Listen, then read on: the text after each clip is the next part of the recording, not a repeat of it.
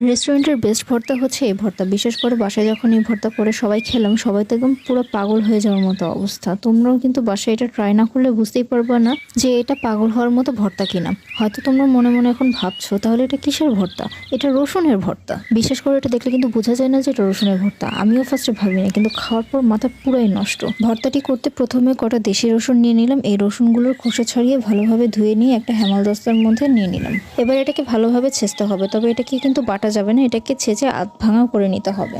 কেমনে ছেঁচবা সেটা বলে দিই।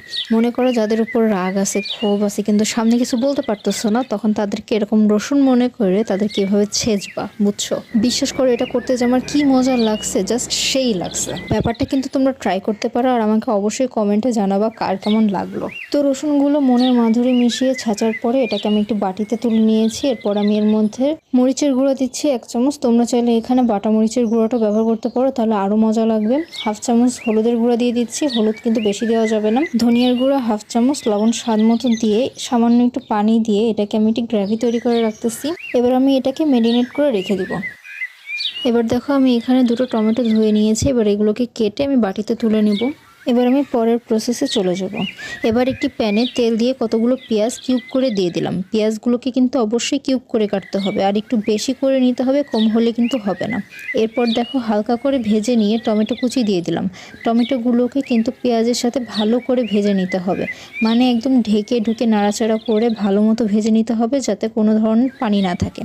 মানে পানি যতক্ষণ আসে ততক্ষণ ভাজতেই হবে। ভাজতে ভাজতে যখন দেখবে যে তেলটা একটু উঠে এসেছে, তখন এর মধ্যে কটা কাঁচামরিচ দিয়ে দিতে হবে। কাঁচামরিচটা কিন্তু একটু বুঝে দিতে হবে, কারণ এর আগে মরিচের গুঁড়া দেওয়া হয়েছে।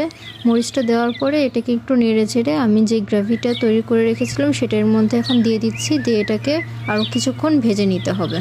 তোমরা এখন বলতে পারো এখানে যে টমেটো ব্যবহার করলাম এটা কেমন ধরনের টমেটো। এটা কিন্তু টক টমেটো, পাকা যে টমেটো আছে ওইটা। মিষ্টি টমেটো নিলে কিন্তু হবে না। টক টমেটোটা নেওয়ার কারণ হচ্ছে টকটক ভাব আসবে, তখন ভর্তাটা খেতে ভালো লাগবে।